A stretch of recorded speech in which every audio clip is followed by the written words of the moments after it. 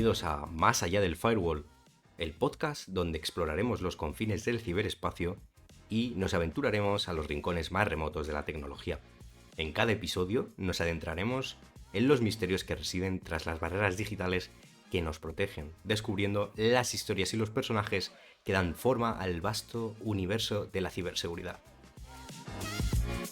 Acompáñanos mientras desentrañamos los secretos más guardados del Internet y nos preparamos para enfrentar los desafíos que aguardan en el horizonte digital.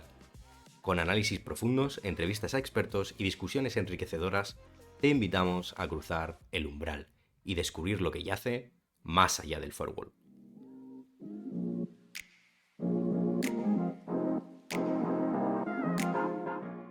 Eso es. Por poner un poco en contexto al público, estamos aquí con Carlos Lureiro. Has estudiado criminología, has estudiado ciencias políticas, has sido ponente en múltiples congresos, has sido profesor en diferentes másters, miembro del Mundo Hacker, de Hack Madrid, ex coordinador de la Cyberwall Academy. Un montonazo de cosas, ¿no? Bueno, de la comunidad Porcentaje 27, ¿no? Que es también esto de Hack Madrid. De hecho, hicimos ya una entrevista tú y yo en su día, que se puede leer ahí en el blog de Derecho de la Red. Y bueno, así comenzando, me gustaría que nos contases un poco de tu trayectoria. Vamos a hablar de hacking, pero vamos a hablar de más cosas, ¿no? Entonces, primero, ¿cómo es que te dio por eso de la criminología y las ciencias políticas? Buena pregunta. A ver, en ciencias políticas, por la rama de letras me llamaba mucho siempre la parte de la filosofía política, a nivel de concepto, de teoría y toda esta rama. Entonces, bueno, pues siempre me llamó la atención. Criminología, yo creo que vino por la edad casi que tengo, de ver esa gran serie que era en su día Expediente X. Claro, todos sabemos el principal personaje, Fox Mulder, además de aficionado a todo el tema de la parapsicología, etcétera, etcétera, hacía perfilados y demás, y bueno, todo eso llamaba la atención. De hecho, hay unos cuantos capítulos que es sobre asesinos en serie, cómo hacía perfilados y todo esto. Y de aquellas, bueno, la rama de criminología era de segundo ciclo. Entonces, pues bueno, siempre fue una espina que tenía ahí y al final decidí lanzarme a por ello. Entre medias, en ciencias políticas, cuando estaba, me llamó la atención sin quererlo, prácticamente el tema de la sociología. Y bueno, pues por ahí continuamos todo el camino. Sí, justo de hecho, en la otra entrevista esa que hicimos hablamos un poquito de threat hunting, de machine learning, del análisis de datos que habías estado haciendo. Y bueno, juntándolo con esto, primero te voy a preguntar por la parte de ciencias políticas, si le ves una interacción a la política y a la ciberseguridad en la sociedad actual. O sea, ves ahí alguna relación, sobre todo concretando a lo mejor en tema de espionaje, ciberguerra, manipulación, desinformación. Sí, a ver, es que es un campo complejo, pero desde luego que sí. A ver, si tenemos en cuenta que, por ejemplo, si hablamos de threat hunting o lo que está muy en boga hoy en día, la inteligencia de amenazas, el famoso CTI, Cyber Threat Intelligence, como lo quieran llamar, ¿vale? Al final es todo inteligencia. La inteligencia, una de las partes que tiene, es la política, geopolítica, pero no solamente se centra en la política, tenemos que tener en cuenta también factores sociológicos, factores criminógenos, etc. ¿Por qué digo esto? Porque muchas veces pensamos que la inteligencia solamente se nutre de campos como la geopolítica. En el ámbito de la ciberinteligencia de amenazas, solamente pensamos que son indicadores de compromiso, los famosos TTPs y demás. Sin embargo, cuando nos enfrentamos, por ejemplo, a un grupo o a un actor desconocido, no sabemos si detrás estamos frente a un grupo cibercriminal, frente a una campaña de ciberespionaje. Por el contrario, cuando hablamos de manipulación psicológica, las famosas PSYOPs, de campañas de desinformación y demás, si hay una persona detrás, si hay un grupo criminal, si hay una campaña de desinformación dirigida por un Estado o hay otro tipo de intereses. Esa es la parte fácil, por decirlo de alguna manera. La parte difícil es cuando obviamos factores criminales, por decirlo así, o factores sociodemográficos. Una campaña de desinformación tiene que ir dirigida a un público objetivo para alcanzar pues esa efectividad, por decirlo de alguna manera. Es decir, tiene que ir focalizada sobre un perfilado, digámoslo de alguna manera, objetivo, que sean los que amplifiquen después ese mensaje. Y de alguna manera, pues que esa campaña de desinformación tenga esas repercusiones que el atacante desea. Cuando decimos factores también criminales, por decirlo de alguna manera, o sociológicos, pensemos, por ejemplo, en todas esas campañas o esos ataques que hubo contra hospitales, que había detrás pues tanto grupos criminales como podía haber también esa carrera que hubo en su día de desarrollo de la vacuna, ¿vale? O sea, nos estábamos enfrentando a campañas de grupos criminales que tenían interés económico, atacando y cifrando con ataques de ransom hospitales, pero también había una ciberguerra por detrás que era la carrera, por decirlo de alguna manera, la carrera del desarrollo de la vacuna frente al COVID. Entonces se juntaba todo un poco. Sí, que era casi como una carrera espacial, vamos a decir, ¿no? A nivel de importancia, quien sacase la primera vacuna era el mejor, ¿no? Como el que llegó a la luna el primero, ¿no? Pues más o menos igual. Em, entonces, desde esta perspectiva, ahora, desde el otro lado, desde como criminólogo, ¿has visto una evolución del ciberdelito en los últimos años o simplemente hay más cantidad? Por ejemplo, el phishing. El phishing no creo que haya variado mucho en los últimos años, ¿no? Lo único que a lo mejor ahora hay muchísimo más phishing, ¿no? Em, A ver, siempre suelo decir lo mismo. El ciberdelito siempre ha estado presente, ¿vale? En mayor o en menor medida, pero siempre ha estado presente. Pensemos que es mucho más económico, mucho más rentable de cara al delincuente hacer una campaña de phishing detrás de un ordenador que asaltando furgones blindados como se hacía en la antigüedad. Realmente lo que hay es una modernización, un desplazamiento del delito hacia esas nuevas tecnologías.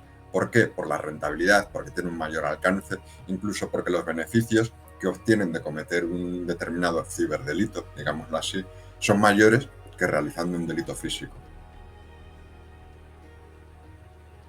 vale. Tiene sentido, ¿no? Bueno, después también Es, sobra claro. decir que las facilidades de la comisión de un ciberdelito son mucho mayores, ¿vale? Hoy en día cualquier persona puede hacer una búsqueda y tiene videotutoriales en YouTube. Pues sí, sí, sí, eso O es. sea, Cualquier niño prácticamente podría llegar a hacerlo con cuatro conocimientos, entre comillas. Podría elaborar ya un ataque bastante decente, sí. sí. Por tanto, digamos que la criminología sí que te puede ayudar a abordar y prevenir estas ciberamenazas, ¿no? Hay un poco por abogar un poco a favor de la criminología en este sector.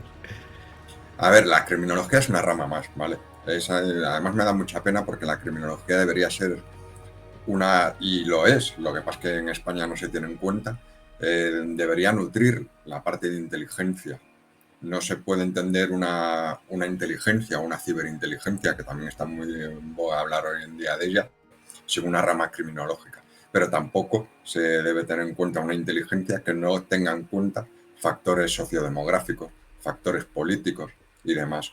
Digamos que siempre eso que se suele hablar en los grandes escenarios, en las grandes convenciones, debe existir una cultura de inteligencia. Desde el ámbito de la inteligencia todos tenemos claro que la inteligencia es de carácter multidisciplinar o pluridisciplinar. Es decir, que no podemos obviar los campos de las ciencias económicas, factores sociodemográficos, factores geopolíticos, factores políticos, factores criminógenos, etcétera.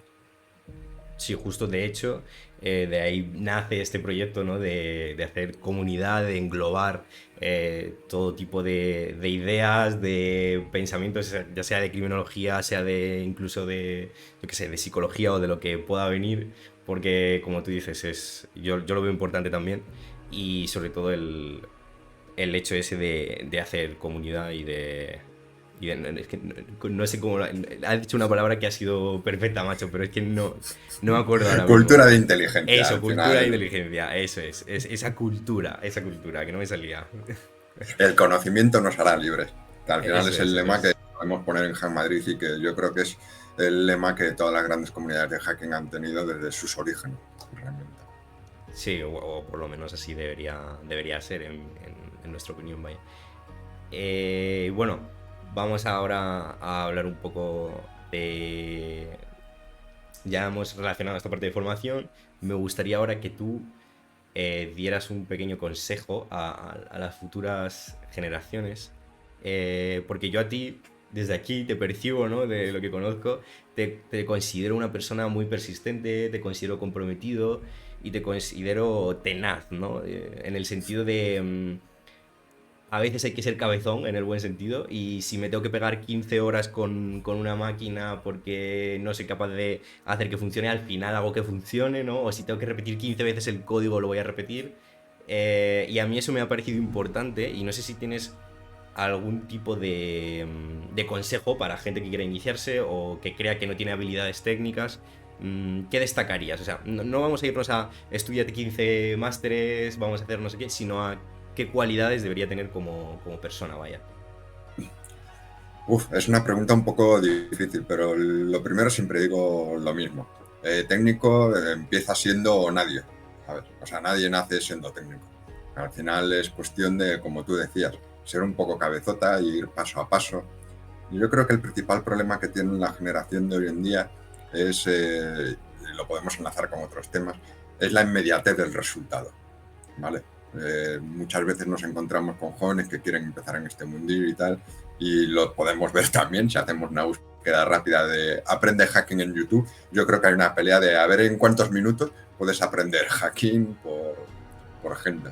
Hemos visto hacking, aprende hacking ético en 15 minutos, incluso he llegado a ver aprende hacking ético en un minuto. No, las cosas no van así. Al final es cuestión del día a día, de como bien decía, ser cabezota. Yo creo que más que cabezota es ir currando pasito a pasito, ir aprendiendo, porque al final en estas cosas aprendes conforme cometes errores, como todo. Aprendemos, si pensamos cómo hemos aprendido a caminar, aprendemos caminando, cayéndonos, te levantas otra vez y vuelves a caerte. Pero al final es así. No puedes aprender hacking ético, hacking, programación en un minuto, es imposible. Bueno, de hecho, nada puedes aprenderlo en un minuto, ya por extensión. Sí, yo estoy de acuerdo contigo. De hecho, a mí me toca más, ¿no? Por mi generación, que estamos acostumbrados a darle a un botón y tener todo ya. Tener Amazon, la comida, ¿no? Con las aplicaciones de comida, no sé qué. Y todo en un momento. Entonces, claro, cuando quieres aprender hacking, lo quieres ya también. Claro, quieres darle al botón y que esté ya ahí preparado. Y eso no es así. Y bueno, hasta que uno se da cuenta, pues puede frustrar un poquito. Bastante, bastante.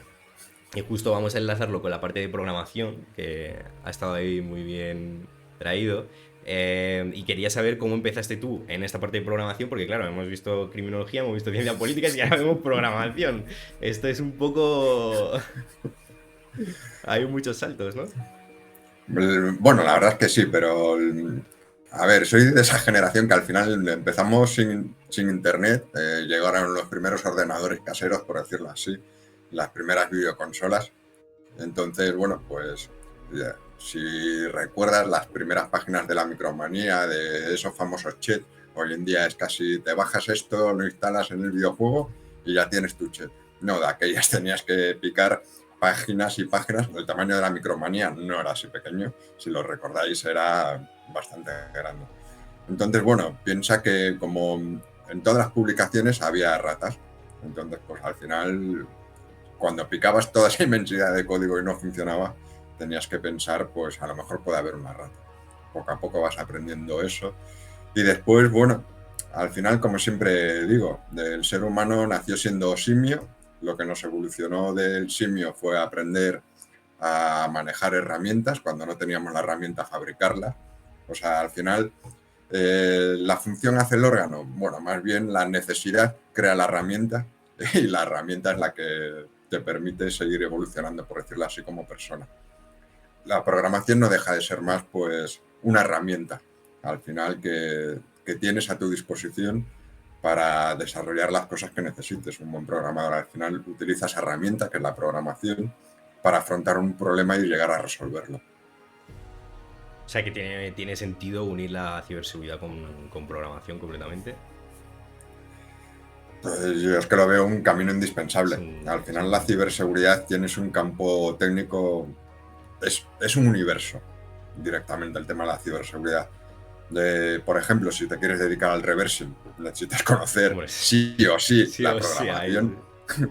Claro, incluso si un criminólogo empieza a trabajar en los ámbitos de la ciberseguridad o de la inteligencia, va a necesitar un mínimo conocimiento técnico. No concibo un criminólogo hablando con un técnico o con un SOC, escuchando pues cómo ha pasado un incidente, no lo va a llegar a comprender. Al final se lo van a tener que simplificar tanto que no va a poder pensar de manera adecuada y trasladarlo y dar unos buenos consejos. Al final, o sea, cómo en su mente va a poder traducirlo al ámbito criminológico y a partir de ahí llevarlo a un campo, digámoslo, de inteligencia o de consejos de cómo abordar toda esa problemática. Claro, porque cuando uno ya está metido en el fango, ¿no? Y está viendo el caso, que a lo mejor tiene unas técnicas conocidas o a lo mejor no. Si conoces esa programación, podrías llegar a intuir si está utilizando una nueva metodología o si se trata de un caso diferente o un nuevo tipo de incidente, ¿no? Que podría pasar. Hasta ahora no se ha dado el caso, pero bueno, podría englobarse dentro de una subcategoría, por lo menos, de otro tipo de incidente conocido, ¿no? Sí, pensemos, por ejemplo, en el tema de los perfilados que hablábamos antes. Es fácil hacer un perfilado sí, victimológico, es decir, de la víctima, en base a la empresa. Digamos, sin conocimientos técnicos dirías, bueno, pues esta empresa pues es una multinacional, otro tipo de perfilado sería el número de empleados, beneficios económicos, etcétera. Pero a un criminal le digo, vale, y ahora llévalo un poco más allá. ¿Cuál es la superficie de exposición que tenía esa empresa? Ahí ya se tiene que tirar al barro, tiene que conocer más o menos qué vulnerabilidades tenía expuesta, etcétera.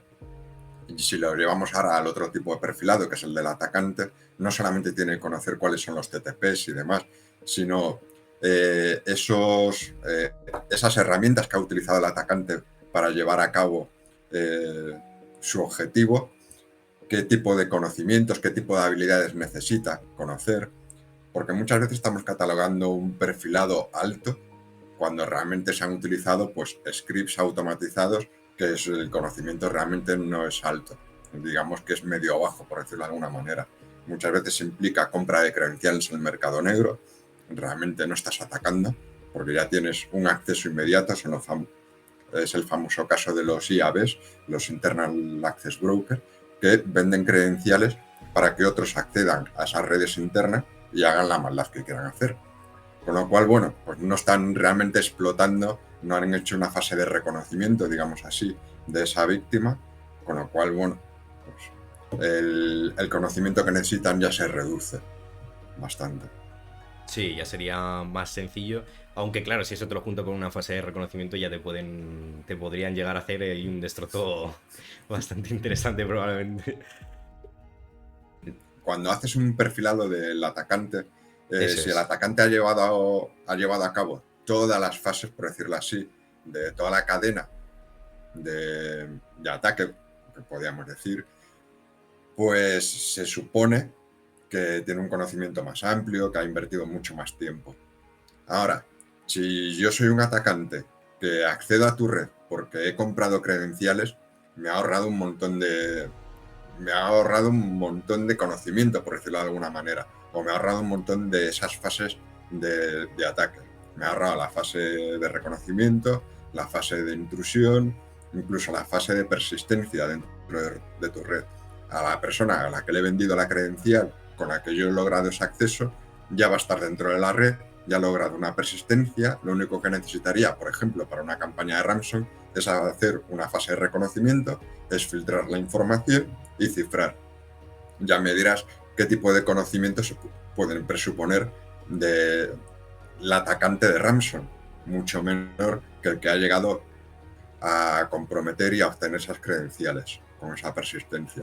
Entonces, creo que cuando se hace un perfilado por parte del criminólogo de esos atacantes, se debería también tener en cuenta unos conocimientos de qué herramientas se necesitan para ese ataque, etcétera. Con lo cual, todo este lío viene a que al final el criminólogo también tiene que tener unos mínimos conceptos técnicos de qué conocimientos requiere por parte del atacante para llevar a cabo esas acciones. Vale. O sea que los criminólogos tienen que poner un poco las pilas en programación, ¿no? Bueno, y ahora vamos a enlazar esto con MISP, porque, vamos, yo creo que viene al pelo ahora esta parte. Hablando de atacantes y hablando de atacantes, accesos y IOCs, ¿cómo definirías tu MISP? Como una plataforma de intercambio inmediato. Al final, MISP no deja de ser pues, una plataforma de, ya lo dicen sus siglas, Malware Information, es decir, va a almacenar información, toda la información que tenemos. Y después, una de las ideas que tenía el MISP es la estandarización, es decir, que todos hablemos el mismo idioma. El principal problema que veo a día de hoy en el campo de la inteligencia de amenazas, bueno, ciberinteligencia de amenazas, es la unificación de conceptos, es decir, utilizar una taxonomía común, etcétera, etcétera. Tanto es así que se desarrolló la UCO, la Unified, que es una taxonomía que lo que busca es unificar toda esa rama de la inteligencia de amenazas. ¿Por qué? Porque en la inteligencia de amenazas al final es fácil, pero pensemos que la inteligencia de amenazas también contribuye en otros, como puede ser el SOC, nuestro Blue Team, ahí puro y duro, los que están respondiendo día a día. Pero aparte, hay otra gente que también necesita grabar y nutrirse del MIS en una organización, que son la respuesta a incidentes. Al final todos utilizan conceptos que son básicos, los IOCs, esos que son los datos, es fácil. Pero cuando empezamos a hablar de TTPs, de procesos, etcétera, ya ahí la cosa se pone complicada. Cada uno utiliza unos procesos diferentes, cada uno utiliza una nomenclatura diferente, etcétera, etcétera. Entonces, bueno, la idea de MIS es nutrir y tener ese campo de batalla unificado, por decirlo de alguna manera, ese repositorio común para tanto los grupos que se dedican a la inteligencia de amenazas como para nuestros SOCs, como para la respuesta a incidentes. Bien, es verdad, hay que tener en cuenta una cosa, que el MIS no está pensado como una plataforma de inteligencia. Por eso lleva el término información. ¿Por qué? Porque se almacenan datos y muchas veces esos datos llevan contexto, con lo cual ahí ya tenemos información, nunca inteligencia. O sea, que son datos para luego fabricar inteligencia, ¿no? Digamos. Efectivamente, la inteligencia al final es el proceso, recolección, etcétera, etcétera, de información. Siempre hay que tenerlo en cuenta, no de datos, ¿vale? Por ejemplo, estoy cansado de ver cuando en un repositorio de GitHub pone obtén el correo electrónico de tal plataforma. Al final, si de un nombre de usuario sacas un correo electrónico, eso no es inteligencia, que al final es lo que hace referencia al término OSINT. Si no, estaríamos hablando de otro concepto que la gente parece que obvia y se olvida, que es el OSINT, Open Source Information. Al final eso es información. Dentro de un contexto, dentro de una investigación, la correlación entre esos dos datos, que puede ser el nombre de usuario y un correo electrónico, es información, no es inteligencia. O sea, lo suyo sería recopilar esa información que está en fuentes abiertas, bueno, si tienes acceso a fuentes privadas, pues fuentes privadas, y luego darle una inteligencia para comprobar si es veraz, si realmente ese usuario tiene que ver con esa persona que se está investigando, Más por ejemplo, que ¿no? valorar la veracidad del dato, es que, a ver, el tema de la inteligencia es un poco más complejo, ¿vale? Porque al final tú desarrollas una inteligencia para un fin, es decir, piensa en un producto. Si lo pensamos en términos comerciales, es mucho más fácil. Yo tengo un montón de empresas, pero no tengo ningún producto. Y con esa materia que desarrollan mis empresas, tengo que lanzar un producto que satisfaga al comprador, ¿no? Pues en el campo de la inteligencia pasa lo mismo. Yo recopilo información para generar un producto que sirva a la organización a modo de inteligencia. Por ejemplo, en el campo de la ciberseguridad será la inteligencia de amenazas. ¿Por qué? Porque se supone que va a nutrir o va a generar ese producto que me dé más seguridad a mí como empresa. Entonces, el OSINT sería recoger toda esa información, si lo hablamos en términos de investigación, de un grupo, por decirlo así, fusionar toda esa información y a lo mejor la inteligencia que nos genera de esa recopilación entre datos, nombres de usuario, correos electrónicos que está utilizando una determinada persona, que en ese momento no conocemos, vemos un patrón. El patrón a lo mejor suele ser que le gusta ponerse pepito punto lo que sea @gmail.com y va desarrollando así pues diferentes listas de correos. Esa parte sí sería a lo mejor un poco de inteligencia a grandes rasgos, pero nunca correlacionar una cuenta de correo con un nombre de usuario.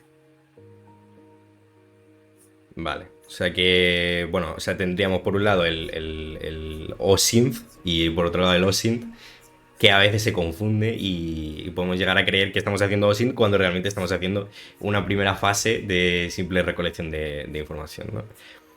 Y justo Claro, yo creo que el principal problema que viene es que, sobre todo en España y en muchos países de habla hispana, estamos obviando un concepto que en la cultura a nivel mundial de inteligencia hay que saber diferenciar entre información e inteligencia. Al final solamente generas inteligencia manipulando, procesando y demás información. Y al final la información, para llegar a la información tienes que tener datos con un contexto. Al final el proceso sería muy simple. Datos con contexto generan información y de la información generamos inteligencia. Vale, y entonces aquí es donde diríamos que MISP, con sus taxonomías y sus datos que vamos ingestando, nos darían esa información para hacer esa inteligencia, ¿no? Sí, sería el ámbito intermedio, Eso es. por decirlo de alguna manera. Es que lo bueno que tiene el MISP, por eso hablaba de que es el repositorio común para después nutrir otros campos, es que ahí, como son datos muchas veces los que aporta el SOC, va a poder subir datos al MISP. En el campo de respuesta a incidentes van a necesitar también poder volcar datos, que ahí tenemos nuestro MISP. La parte de inteligencia, pues al final pues serán los grupos de inteligencia los que tendrán que recopilar toda esa información que se encuentra en el MIS, analizarla, procesarla, etcétera, etcétera. Al final el MIS lo que está haciendo es ser ese repositorio que necesita como una de las fases del ciclo de la inteligencia la recolección de información. Y ahí es donde está nuestro MIS. Y aquí justo, hablando de esta última fase, vamos a derivarla vamos a hacer una ramificación en dos. Por un lado estaría la parte de programación, ¿no? Que, por ejemplo haces tú y que hemos podido verte en diferentes congresos, que te ayuda a ingestar esos datos o a sacar inteligencia, bueno, depende de cómo se oriente esa programación. Y luego, ahora con el auge este de las IAs, te quería preguntar también si ves que es realmente factible que mediante la IA se pueda llegar a hacer esa fase de darle una inteligencia o de asociar todos estos IOCs y sacar algo en claro, ¿no? Que es lo que haría un analista mediante una IA, que ya te pueda sacar incluso prácticamente el informe hecho. A ver, una IA, a pesar de que lleve el término inteligencia, es una inteligencia completamente diferente a la que estamos hablando. Yo creo que la inteligencia del ser humano siempre va a tener que estar presente. ¿Por qué? Porque estaríamos hablando de una inteligencia globalista. Es decir, ahora mismo estoy refiriendo a esa IA, ¿vale? Una IA de carácter globalista. ¿Por qué digo esto? Porque va a tener que hacer un informe de inteligencia hablando de multitud de disciplinas. Mencionábamos antes la disciplina de la criminología, la sociología, etcétera, etcétera. Con lo cual, pues, o metes 40 IAs intentando colaborar todas ellas de manera conjunta, o va a ser de carácter globalista.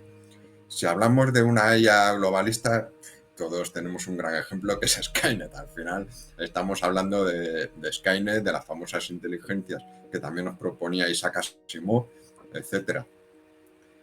No creo que lleguemos a ver una IA de carácter globalista durante muchísimos años, me atrevería a decir incluso décadas. Primero por la cantidad de recursos que tendría que consumir. Segundo, ya le cuesta al ser humano sacar conclusiones cuando maneja diferentes ámbitos o maneja diferentes disciplinas. Y eso que tenemos una característica que es la creatividad. El lado absurdo humano es el lado creativo, pero al final porque bebe casi del absurdo, carece de lógica muchas veces el campo creativo. Lo veo bastante complejo en esa línea. Si lo enfocamos a una IA que ayude a nuestro SOC a desarrollar medidas, reglas, Yara, etcétera, en base a los IOCs que estamos recopilando, te diría que sí, que es bastante factible, incluso frente a una respuesta de incidentes como fase de apoyo, por decirlo así, apoyando a la persona que se encuentra ahí, al analista o al forense. De esa manera sí la veo factible. O sea, que más de apoyo en el sentido de, bueno, antiguamente usábamos unos procedimientos, ¿no? Que tú te tenías que leer el manual de ABCD y ahora me lo dice la IA y puede ayudarme sobre la marcha a no tener que leerme todo el tocho ese manual, ¿no? Lo cual puede ser interesante para actuar más rápido a lo mejor, o para una persona que acaba de empezar, bueno, podría ser bien. Pero entonces, la otra parte no, ni de coña, ¿no? En unos 10 años por lo menos. La IA globalista no la veo. No. No la veo, pero durante mucho tiempo ya te digo, es que va a tener que manejar un montón de marcos conceptuales, por decirlo así, que son al final las diferentes disciplinas, que el carácter pluridisciplinar de la inteligencia, que a día de hoy no he visto una IA que maneje, por ejemplo, una IA que maneje campo, digamos, el económico y el socio, ¿vale? El sociográfico, por decirlo de alguna manera. O sea, digamos que tocan un poco, pero no lo suficiente como para especializarse, ¿no? Como para decir que está especializada en ello. Claro, es que aquí también pienso una cosa, que si hablamos de una IA globalista no podemos hablar de que sea una IA especializada, porque estaríamos casi entrando en contradicción. No lo veo. Sí lo veo más bien en que, por ejemplo, en un ámbito de una respuesta de incidente, tú estés intentando resolver un incidente y por detrás haya una IA que te vaya diciendo, oye, pues a lo mejor tienes un porcentaje, un 90%, de que el adversario ahora se dirija a este otro punto.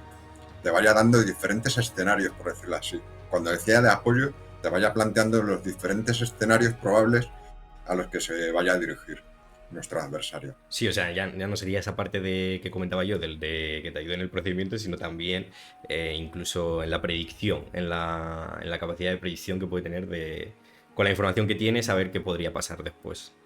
Sí. Y volviendo ahora a la parte más manual, ¿no? A esa parte de programación que hacemos cada uno, tú tienes tus scripts de recolección, ¿no? de información, que los tienes orientados a MISP. Esta parte también es importante, ¿no? O sea, aunque luego no es inteligencia como tal, ¿no? Sería una recolección, pero es una parte importante también, ¿no? Claro, la primera fase de una inteligencia siempre es definir, de hecho, si miramos los manuales del ciclo de inteligencia de nuestro CCDNCER, la verdad que está bastante bien. Una de esas fases es el acordar, que es la dirección y planificación del ciclo de la inteligencia. La primera fase, además de todas, es qué necesidades tengo de información. Es decir, qué información necesito para mi producto de inteligencia. Y una segunda fase sería la recolección de información.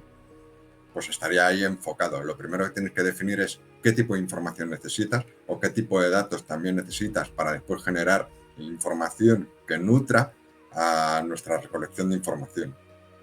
O sea, lo primero sería sentarse y escribir en un papel, ¿no? Lo que vamos a querer, y luego ya nos ponemos a ello, ¿no? Efectivamente, o sea, no puedes hacer una recolección masiva. Porque primero petas el MIS y segundo que a lo mejor entras dentro de un exceso de información que no te vale para nada. Sí, aparte que no podríamos tampoco procesarlo, ya ni en el MISP, te digo, sino en la propia máquina, ¿no? Y bueno, tú en concreto has conseguido, digamos, bueno, no sé si lo llamaría conseguir, ¿no? Tú, como estás programando, has hecho ahí un fork, ¿no? A PyMisp y parece ser que te lo han aceptado, ¿no? Sí, bueno, fue una modificación, fue la librería de Python del MIS, con la que interactúa el MIS. Y bueno, era un error que estaba ahí desde hace tiempo y decidí meterle mano, porque al final lo que estaba haciendo me estaba tocando las narices, no sabía qué era lo que estaba fallando y al final vi que era la propia librería que estaba utilizando y bueno, fue un cambio, por decir, tampoco fue excesivo, fueron 2 líneas, al final donde se encontraba el error y bueno, se corrigió y ya está. Bueno, ahí contribuyendo al software libre, ¿no? Bueno, al Eh, final es una librería que todo el mundo utiliza, entonces bueno, si alguien saca tiempo, lo corrige, que menos que compartir esa corrección del error que todos vamos a utilizar, ¿eh? sí, por supuesto, por supuesto. Y yo personalmente te lo agradezco, que sabes que estoy usando esta librería, así que ahí, tú a tope. Bueno, y ahora vamos a hablar de Hive y de Cortex, de esa parte, ¿no? Porque, claro, decías que MISP o sea, era para normalizar esa información, ¿no? Si no me estoy equivocando. O sea, estaba, bueno, recolección de esa información, no casi normalización, porque para eso ya tenemos esta otra parte, ¿no? Que sería parte de Hive y Cortex. O Bueno, me- Hive y Cortex tampoco contribuyen a Tampoco, la ¿no? Bueno, inteligencia. genial, genial. No, a ver, explicamos un poco por encima. Sí, Vale, Hive realmente está enfocado a la gestión, por decirlo de alguna manera, a la gestión de casos. Tú piensas que estás trabajando en un grupo y de repente te llega, pues, no sé, tienes que consultar 40 direcciones IPs. Primero, si son maliciosas, como se podría decir, o no. Es lo que se llaman observables, ¿vale? Por un lado, en el MIS sabemos que todo lo que estamos almacenando son IOCs, es decir, son malas, per se, pero en Hive no lo sabemos. ¿Por qué? Porque a lo mejor estamos haciendo consultas o gestionando un caso de una respuesta a un incidente donde tenemos un montón de logs y no sabemos todavía cuáles son las malas. Entonces, pues las catalogamos todas como observables, las vamos a observar. Y necesitamos primero consultar todas las direcciones IP o todos esos hashes de manera pues masiva. Es decir, tenemos 40 hashes, imagínate. Hive y su interacción con Cortex nos van a permitir hacer consultas a golpe de clic, por decirlo así, lo que nos gusta, el famoso botón gordo, de si se encuentran en nuestro MIS o incluso si tenemos el token de virus total, hacer las consultas contra virus total. No tendremos que ir de manera manual una por una, consultando en un lado una, después en otro, etcétera, etcétera. Al final lo que permite es en un entorno colaborativo que diferentes usuarios o miembros de un grupo interactúen y trabajen de manera conjunta y ayudarles en ese tipo de consultas o en ese tipo de tareas de manera automatizada. Al final son tareas rutinarias, cortar, pegar un hash y andarlo consultando en 30 plataformas es un trabajo, me parece absurdo, cuando realmente el analista o el forense tiene que estar dedicándose a otra cosa, a esas consultas en diferentes plataformas. Eso sería pues una forma de gestión del caso. Lo bueno es que Hive a mayores permite, una vez que hemos catalogado esos observables, cuando hemos identificado que son malos, nos permite catalogar ese indicador en concreto como indicador de compromiso y volcar como un evento todo eso al MIS. Entonces, bueno, por eso se habla del tridente de la ciberseguridad que viene siendo Hive, Cortex y MIS. Y me preguntaréis, vale, me has hablado de Hive, pero al final Cortex son los módulos que colaboran tanto con Hive como con MIS, porque puedes hacer las llamadas a Cortex directamente desde MIS si lo integramos, pero al final son los que nos permiten hacer esas consultas automatizadas. Son los módulos que se encuentran por debajo de Hive, por decirlo de alguna manera. Entonces, bueno, ya veo cuál es tu pregunta a continuación, que es con todo ese volumen de datos que hemos metido ahí, con toda efectivamente, esa efectivamente. recolección, etcétera, etcétera, ¿Qué plataforma tendríamos a modo de inteligencia? Bueno, pues open source, digamos, tendríamos OpenCTI, ¿vale? A día de hoy, que también es un proyecto que se encuentra enmarcado dentro de la Unión Europea. Utiliza un motor Neo 4J por debajo, si mal no me equivoco, que es un motor de base de datos de grafos. Y tiene también, como no, integración con MIS. Desconozco si la última versión de OpenCTI al final lograron la interacción también con Hive, estaba pendiente, pero bueno, quitando con que para mí es, por decirlo de alguna manera, es suficiente que tenga integración solamente con Hive, porque con MIS, porque al final Hive ya tiene interacción con MIS. Entonces, bueno, con Claro, que la tenga. sería redundante incluso, ¿no? El Sí, hecho al de que te da igual final, ya. sí, sería pues por cerrar el círculo prácticamente, no por otra cosa. Y entonces ya teniendo esto, el analista simplemente accedería a ese OpenCTI, vería las gráficas, los detalles y podría ver más claramente cuál sería la inteligencia, ¿no? que tendría que sacar. Sí, ya podría trabajar pues a modo de vista de pájaro. Además, una cosa buena que tiene el OpenCTI es que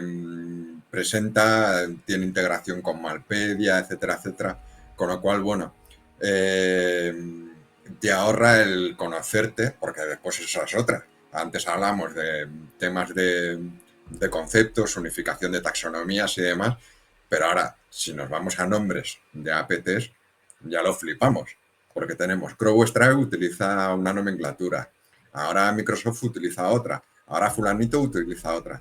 Imagínate que estamos hablando de FIN7 y uno está utilizando la nomenclatura de tal grupo y otro está utilizando otra. Y en ningún momento se refieren a ese grupo como FIN7. Vamos, te vuelves loco. Una cosa buena que tiene OpenCTI es que unifica todo eso bajo la misma nomenclatura. Con lo cual, bueno, de cara al analista, leerse esos informes que se adjuntan dentro del OpenCTI ahorra mucho, porque trabaja con sinónimos. Bien es cierto que también en el MIS cuando haces eh, cuando añades la galaxia de esos grupos, también trabaja con esos sinónimos. O sea que, bueno, por lo menos... Se nos ha caído.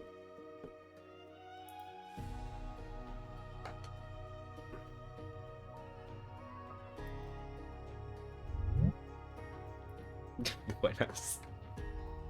No te oigo, no te oigo, no te oigo.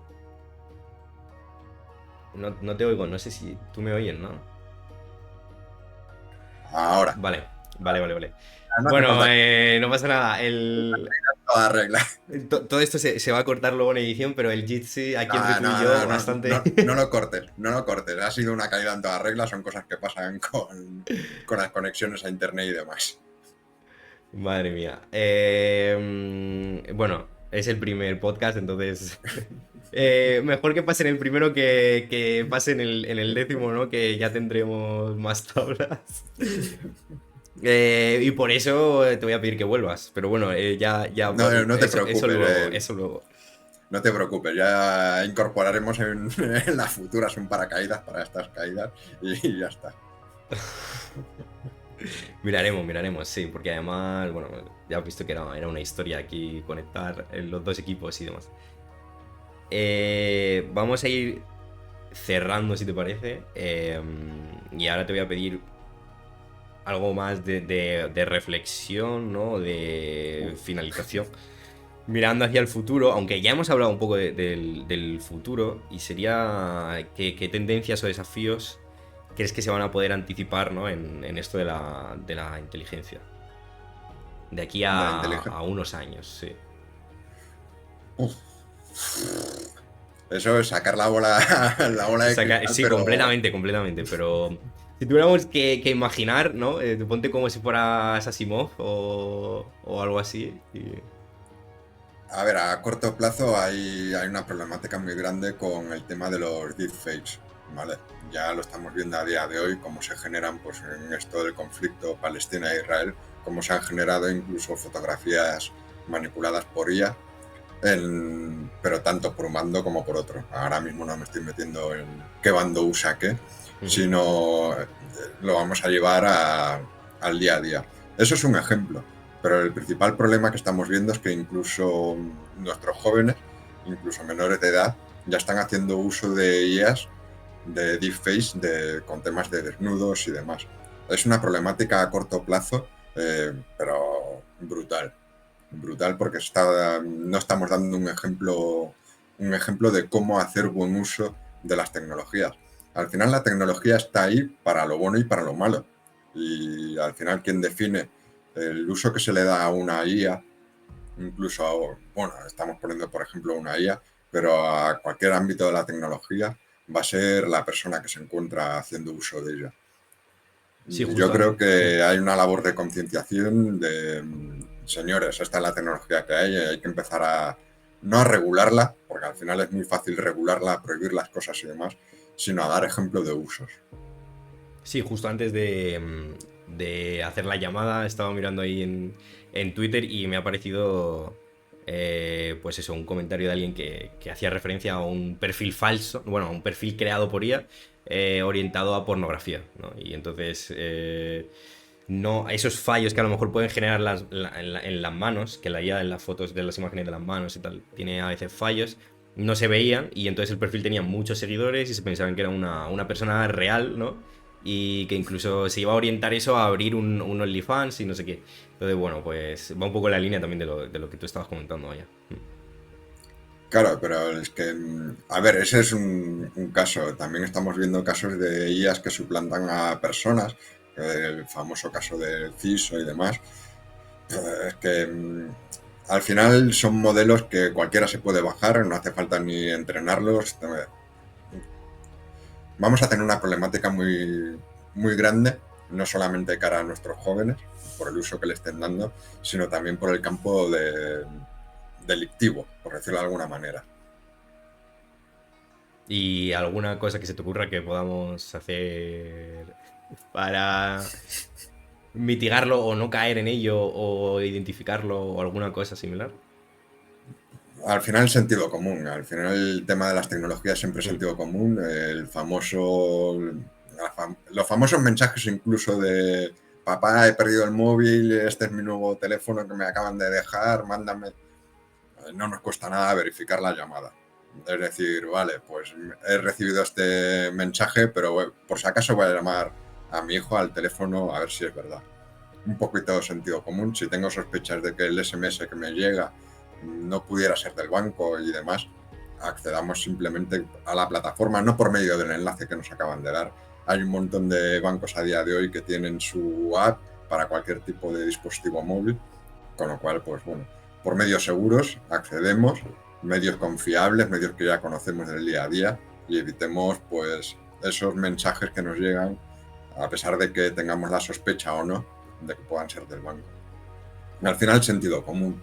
Yo tengo una costumbre, lo que suelo ver tanto lo hacía antiguamente, que leíamos los periódicos, lo ponían entredicho, ¿vale?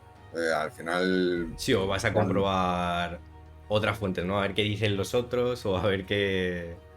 sí, al final hay que tener un pensamiento crítico con todo. No porque alguien te diga esto, o sea, tienes que decir porque al final es muy fácil que te diga que alguien esto es rojo y todo el mundo diga, pues es rojo si tú lo estás viendo verde.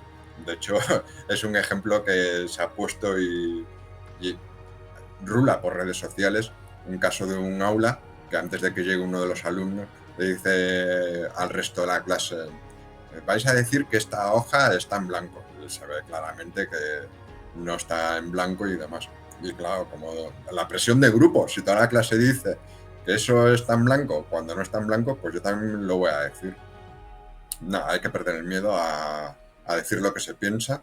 La gente puede estar conforme o no, y no por eso veo un problema. Hay que aceptar, gracias a Dios vivimos en una democracia donde podemos hablar las cosas y llegar a acuerdos y ver diferentes puntos de vista, porque al final hemos visto el carácter pluridisciplinar de la inteligencia, pero al final todos tenemos que también aprender otros puntos de vista. Aunque ahí creo que influye mucho también la parte esta de la inmediatez, ¿no? Porque a lo mejor un joven de hoy en día dice, ah, pues ni lo voy a comprobar porque a lo mejor esta información me interesa o apoya mi discurso, ¿no? Que eso lo vemos mucho también, y ya está. Entonces te la suelto ahí y me voy y ni lo compruebo siquiera, ¿no? Y luego a lo Sí, mejor no, y además la sociedad en la que vivimos de redes sociales gusta más el like y de hecho muchas problemáticas que estamos viendo a nivel psicológico son por el tema de la tiranía del like, o cuántos seguidores tengo, o cuánta gente me da like, etcétera, etcétera. Yo creo que no todo vale, es normal que le caigas bien a unos y a otros, ¿no? Es la forma de ser de cada uno, con nuestras virtudes y nuestros defectos al final. O sea, quien diga que no tiene defectos miente. Yo si ahora mismo te dijera que no tengo ningún defecto, te estaría mintiendo, pero descaradamente. y aquí creo, ¿no? Que nosotros como comunidad tenemos que apoyar este discurso que estás diciendo tú porque me parece muy acertado. Sí, sí, sí, sí, sí. Y bueno, y te tenía esta pregunta, ¿no? Que justo ha venido al pelo con lo que estás diciendo. Y es que si piensas que como comunidad seremos baluartes de calidad o vamos a priorizar la cantidad por encima de la calidad y se nos va a ir olvidando eso. No, yo creo que a nivel español tenemos comunidades muy potentes. Yo me atrevería a decir que son comunidades referentes a nivel europeo, incluso más allá de Europa. ¿Vale? Pero bueno, nos vamos a quedar a nivel europeo. Eh, en principio veo que son comunidades sanas. No hay, al final, se ha unado, por decirlo de alguna manera, esa forma, ese espíritu humilde de vamos a aprender todos de todos, que se te acerque a alguien y te pregunte de algo que conoces, la ayudas sin problema ninguno, porque al final, por mucho tiempo que lleves dentro de una comunidad, también tienes otros campos que explorar y a lo mejor esa persona que te está preguntando, te está pidiendo ayuda en ese momento, el día de mañana o al día siguiente, va a ser tu referente en otros temas. ¿Por qué? Porque es su especialidad o donde ha dedicado o donde ha investigado más tiempo. Al final volvemos a lo de antes, un carácter humilde dentro de nuestras comunidades es muy bueno, ha generado un clima al final de aprendizaje bastante amplio, tanto para los que ya lleven más tiempo como para la gente que se incorpora nuevo. Bueno, suena bastante bien lo que dices y esperemos que así sea, hombre. Sobre todo que se mantenga esa calidad, ¿no? Y que nadie abogue por generar contenido rápido con una IA o alguna cosa así y diga, mira, mira, visita. Pero bueno, no, yo creo que no, que vamos a ser capaces de mantenerlo allá. Y sobre todo nosotros que somos los que tenemos que dar esas claves, que creo que tú las has representado que muy, muy bien, vaya. Y ya para Sí, finalizar, ¿dónde te vamos a ver próximamente? no lo sé, la verdad No. no lo sé Si porque alguien quiere hablar contigo, aprender más sobre esto, ¿dónde podría encontrarte? A lo mejor en un congreso o... Aunque a pondremos ver, tus redes sociales, pero... yo, por ejemplo, la pena que he tenido es, pero creo que he necesitado, o sea, necesito todavía, no es que haya necesitado, sino que necesito todavía un poco de paz mental, un poco de descanso. Eh, Más que nada, más que descanso es salud mental. Al final intentar estar en todos los congresos es imposible, es inviable. No me gusta andar repitiendo las charlas por 40 lados y demás.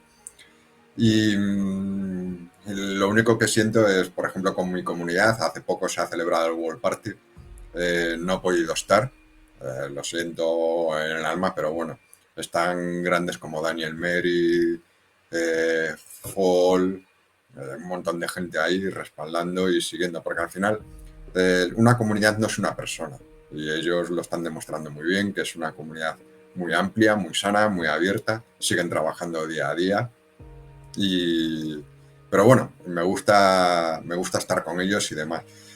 No te puedo decir dónde me van a poder encontrar, pero bueno, la gente que tenga interés siempre intento responder, no inmediatamente, ¿vale? Por redes sociales. Pero eso sí, que no me pidan que responda ya, porque no, es inviable. Lógico, lógico. Además, bueno, imagino que se te pueden acumular ahí bastantes notificaciones, así que es lógico. Bueno, pues... No sé si quieres añadir algo más, así como despedida. Nada, darte las gracias de que me tengas aquí y me hayas tenido en mente para tu primer podcast. O sea que agradecido, sabes que siempre que pueda me gusta colaborar con los diferentes proyectos en la medida de lo posible. Y nada, desearte mucha suerte y que salga todo como esperas. Pues muchas gracias y nada, yo darte las gracias también. Decirte que creo que tenías que ser tú la persona, porque ya en esa otra entrevista que hicimos ya hace tiempo ya hablábamos de esto de las comunidades y tu discurso era un discurso que a mí me caló y dije, oye, esto creo que tiene que ser así y por eso tú tenías que empezar esto, porque al final esto va de la comunidad, ¿no? Y, y para mí, ¿quién mejor representante, no? Ahora mismo que tú, tío. Se Y, agradece. y nada, te invitaremos en un futuro, cuando ya llevemos más recorrido, no, intentaremos que no se caigan las cosas, que salga todo más fluido. Ya sabes, Lo ¿no? divertido es que todo se caiga, hombre. Igual que con igual que con la programación hay que ir repitiendo, pues aquí igual hay que ir haciendo un podcast detrás de otro y al final el número 100 pues saldrá perfectísimo, ¿no? Y este es el primero, pues bueno. Seguro que sí, hombre. Has venido al del marronazo, ¿no? Al de que Al del al de aprendizaje. va a pasar de todo porque ayer, a las 2 de la mañana estaba terminando de hacer la maquetación de las imágenes, ¿no? Pues eso. Entonces, bueno, pues muchas gracias, Carlos. Nada, ha sido un placer siempre.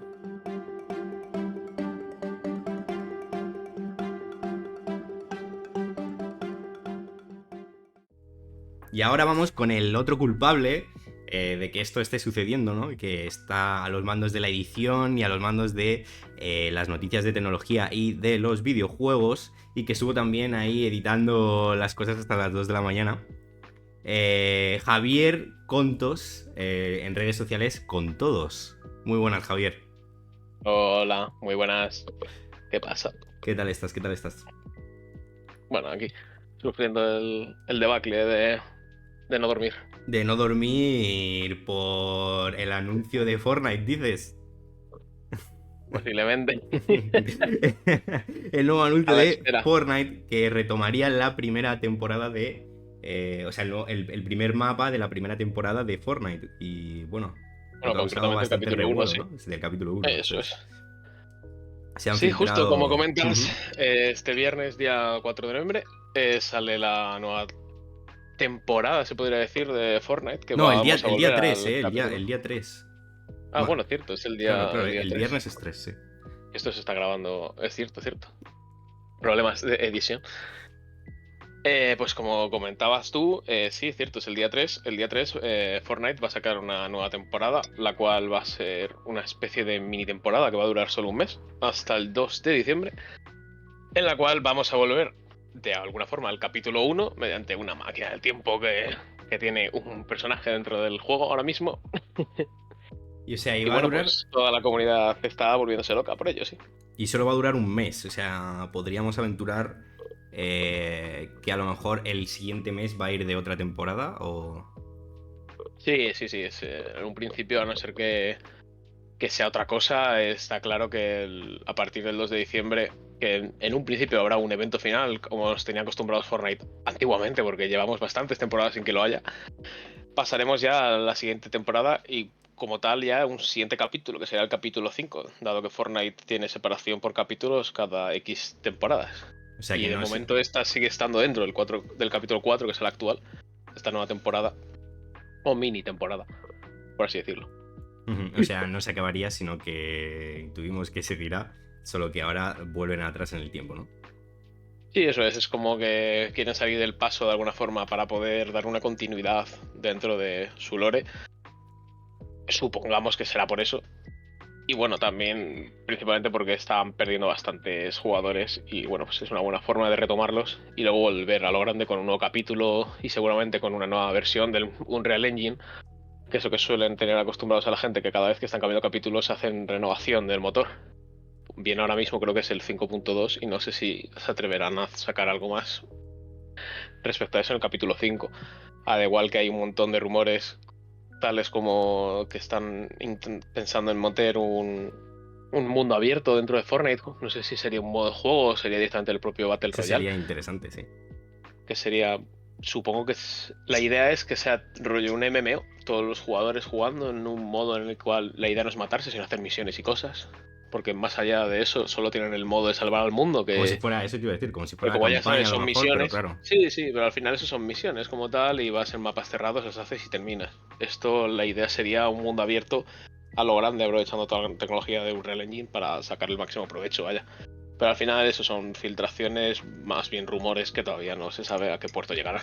Al Bueno, igual que otro modo de carreras, que no sé si la idea es imitar al Forza Horizon 5 de Microsoft o qué, o incluso al pero también GTA es cuando otra cosa. empezó con el tema de los wall rides Sí, y las carreras y todo eso. sí, justo. Y bueno, también hay pendientes, se supone, una colaboración con Lego, la cual aún no se ha desvelado nada, pero todo el mundo pensaba que iba a ser otra microtemporada como esta que van a meter ahora este viernes. Pero todavía no se sabe ni cuándo será ni nada. La gente se pensaba que iba a ser esto, pero al parecer ser no. Al parecer va a ser una vuelta a los orígenes, literalmente. Y vamos a ir pasando a través del tiempo durante este mes, semana a semana, a través de las temporadas clásicas del juego, vaya. Pues lo veremos, lo veremos. Haremos un seguimiento en futuros episodios. Y ahora, si te Sí. parece, bueno, has estado jugando al Spider-Man 2 y al Super Mario Bros. Nuevos. Quería que me comentaras Al Super Mario Bros. Wonder. el Super Mario Bros. Wonder, eso es. Y me gustaría que comentaras qué te han parecido. Lo primero, ¿el Spider-Man 2 GOTY o no? A ver, yo hasta la salida de este juego tenía muy claro que para mí el GOTY de este año se lo llevaba seguramente el Tears of the Kingdom, no, el Zelda Tears of the Kingdom, vaya. Pero porque como tal, sabes que yo soy muy fanático de la saga y me gustó mucho el juego. Más allá de que como Zelda no me parece de los mejores, porque como tal es muy buen juego, pero no muy buen Zelda. Pero ha llegado Spider-Man. Y Spider-Man ha llegado para quedarse. Por desgracia, que sea para mí mi GOTY o que posiblemente sea un gran candidato a GOTY, porque me gustaría mucho que lo ganase, pero tampoco me importaría que lo ganase Zelda, vaya. No quiere decir que a la gente le guste, porque si bien es cierto que el primer Spider-Man no se llevó el GOTY, como tal No. se lo llevó God of War en 2018. No obstante, el God of War en 2018 bastante merecido también. Pero vaya, que al ser una secuela directa y estar peleando entre dos secuelas directas, al final, en cuanto a innovación, gana Tears of the Kingdom. Pero Por por otro las lado, mecánicas nuevas y demás, ¿no? Que sí, eso es. introdujeron. Eso es. Porque como tal de continuidad, es cierto que ambos los tienen, pero Tears of the Kingdom mete mucha más innovación, técnicamente hablando, en cuanto a jugabilidad dentro del juego, vaya.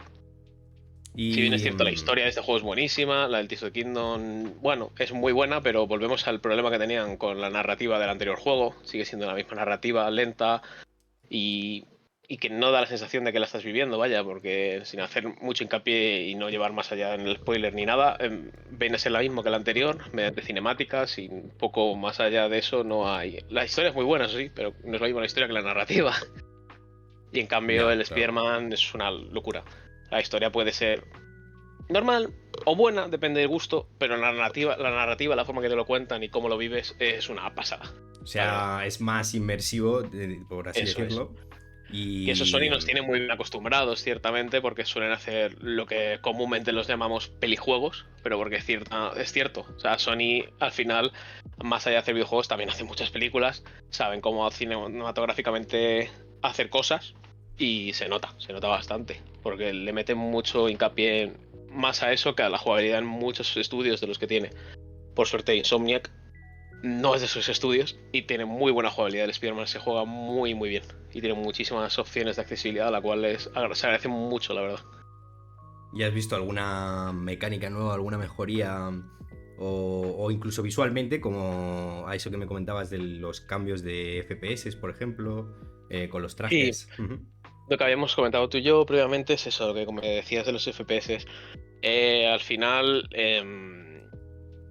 todos los juegos de la Play 5, por mucho que prometan 4K, nunca llegan a 4K. Y por suerte, los últimos juegos que están sacando este año y el anterior del estudio principal, hechos por Sony, se nota que están ahí metiendo la tecnología es de refresco dinámico de fotogramas. Y se nota bastante porque si tienes una pantalla compatible, puedes estar jugando en una resolución de fidelidad, que es la que se supone que sí que llega a 4K de forma nativa, pero los FPS se nota que suben. No llegan a 60 estables, pero sí se notan. Ujú. Y por otro lado, lo que te comentaba de la accesibilidad, en este juego han implementado, entre varias cosas, la posibilidad de configurar cuán cantidad de asistencia vas a tener a la hora de lanzar las telarañas con Spider-Man. Y eso es una locura, porque por defecto tanto el juego este por defecto como el anterior, que directamente no se podía modificar, siempre tenían ayuda y tú la podías lanzar aún llegando al punto de llegar al suelo y caerte, pero la lanzabas y se pegaba automáticamente y seguías para dar una fluidez constante al jugador y darle sensación de movilidad. Y en este juego han metido la opción de poder cambiar eso y quitarlo y que sea más realista, como en el Spider-Man 2 de original, vaya, el primero es que sacaron. Y Pues en ese eso se juego va a era valorar bastante también, jodido en claro. comparación. Sí, sí, la verdad que lo está Sí, sí, valorando sí. mucha gente y ciertamente mola bastante, la verdad, poder hacerlo. Bueno, y Y el... también el tema de trajes que comentabas. Ah, Sí, eso que es, lo de los eso, trajes. Sí, eso sí, es, sí, sí, sí. que es una tontería, pero oye, mejor tenerlo que no tenerlo. En Miles Morales, el spin-off que sacaron, tú podías tener el traje de la película de un nuevo universo con Miles y los fotogramas de ese traje se ralentizaban de forma que fueran similares a la película, en la cual Miles al principio de la película tiene la mitad de fotogramas que la que está grabada la película, que esa es una de las cosas que tiene más impresionantes, entre miles que hay obviamente, de esa película. Y eso se trasladó al juego con ese traje en ese juego. Pues en este volvemos a tener el mismo traje para Miles y además también tenemos el traje de la nueva película. Pero no se quedan solo ahí, sino que han añadido como configuración el poder hacer que todos los trajes de ambos, de Miles y de Peter Parker, tengan esa animación dando el efecto de que estás jugando a menos fotogramas que el resto del juego y como si estuvieras en un cómic. Y la verdad que es muy divertido. Pues ahora, si te parece, volvemos al Super Mario. Te voy a Sí, podemos continuar por ahí preguntar porque al final... así para enlazar el uno con el otro. ¿Cuál crees que va a vender más, el Spider-Man 2 o el Super Mario? A ver, por desgracia, o en realidad no, porque los dos me parecen una locura. Ahora hablamos más en detalle sobre el Super Mario. Por desgracia, ya no por el juego como tal, sino por la compañía en la que lo fabrica y lo distribuye. Sony y Nintendo, siempre está claro que Nintendo vende muchos juegos y Sony vende muchas consolas. O sea, que va a Y venderse no se menos sabe. el Spider-Man 2, vaya. Eso es. El Spider-Man 2, al menos hasta ahora, se sabe que ha vendido más de 5 millones en una semana, lo cual está muy bien.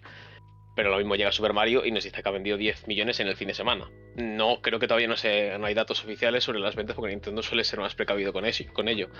Pero bien es sabido que Nintendo vende muchísimo software y menos hardware que Sony, pero Sony al revés, vende mucho hardware pero menos juegos, porque es una consola a la cual Sony no la enfoca para vender sus juegos personales. Los venden sobre todo para hacer party, ya sabes, ya sabemos todas las colaboraciones y exclusividades que compra, especialmente para vender hardware. Sí, Una pena, efectivamente, sí. pero cierto, la verdad. Sí, a veces se puede perder este tipo de juegos que, como estás diciendo, pues merecen bastante Sí, la pena, sí. y esto es porque son más occidentales, pero Sony es cierto que con los años ha perdido bastantes juegos. Gravity Rush, por ejemplo, no ha tenido una tercera parte, principalmente por eso, porque es un juego bastante más de nicho dentro de lo que es PlayStation. Y Rin Ryan no le dio, que era el anterior CEO, que es otra cosa que podíamos comentarnos, que ya no es CEO. Pero bueno, Sí, pero eso no es tan no reciente, ¿no? quiso Pero sí, sí. renovarlo. Sí, no es tan reciente, pero joder, al final no es por meterle caña a ese hombre, porque es un feo, tiene que ver por la empresa, no por los jugadores a la hora de vender. Si no te vende un juego y quieres más dinero, no lo haces, no pierdes dinero en hacerlo. Y eso es respetable. Pero Nintendo se arriesga más, cierto. Y Nintendo se arriesga más, y Xbox se arriesga más, y muchos estudios se arriesgan más, más allá de no venderlo. Porque al final las consolas las vas a vender igual, si es que Sony las va a vender igual las consolas. Sí, Sony, yo Por eso diría, digo que por es lo una menos en pena. España es la Sí, en referencia, ¿no? O sea, la España es bastante. gente cuando quiere comprarse una consola piensa en PlayStation, ya está. Sí, principalmente en España y en la gran mayoría de Europa es así. al igual que en Asia es sobre todo Nintendo y también PlayStation, mitad mitad, pero más ganando Nintendo, y en Estados Unidos, por ejemplo, Xbox es la que manda. Bueno, aquí en mi casa también manda Xbox. Bueno, ¿Te parece? Volvemos al Super Mario un momento. sí, Retomamos ese tema. ¿Qué te ha parecido el juego? pues bastante bien, la verdad. Me esperaba justo lo que he recibido, o incluso la verdad que me he recibido más de lo que me esperaba.